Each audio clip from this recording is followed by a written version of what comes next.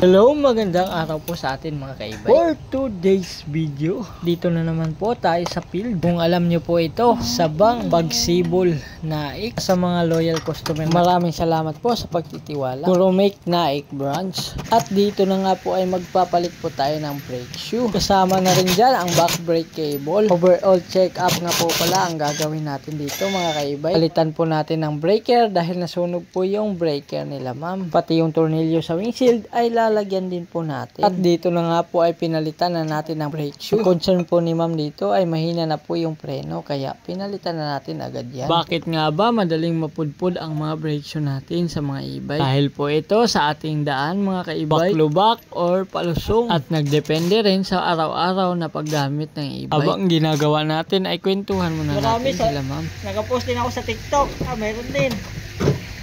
Nang may message din po sila. Kaso nga lang yung iba naabot na ng Manila eh. Oo. Sabi ko ma'am, Cavite. Kaya lang po ako. Hindi kaya.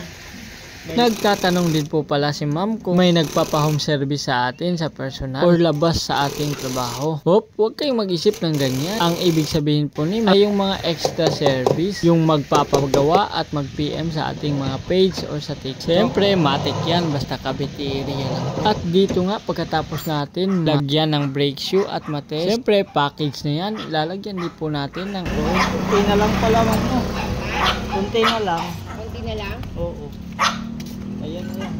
Dapat ano yan 100 ml or 120. Dahil nga po hindi pa nakapag-change oil si ma'am hanggang 3 years ay eto itim na itim na yung gear oil niya at onte na lang din. Buti na lang ay hindi po siya naubusan ng langis. Kasi po mga ka-e-bike, pag daily use po ninyo ay 3 months po talaga mag-change oil. Sa amin po kasi ay dala check up na po yan lahat, braking system, change oil at higpit ng mga tornilyo. At eto na nga, tinitest drive na natin yung unit. Kung smooth na bang manakbo mga kaibigan. At hindi nga tayo nagkakamali dahil pinalitan natin ng brakes. Kaya napakaganda i-drive ang unit nila. At siyempre, tapos na tayong mag-repair dyan at nag-soft drinks na tayo. Hindi tayo pwedeng hindi magrespeto sa binigay na blessing sa atin mga kaibay. Kaso nga lang nakakasama pag sobra na. Kaya inuman na lang ng maraming tubig mga kaibay. At sa parting ito ay tinitest drive na po ng may-ari unit nila. All goods naman at dito na lang. Thank you.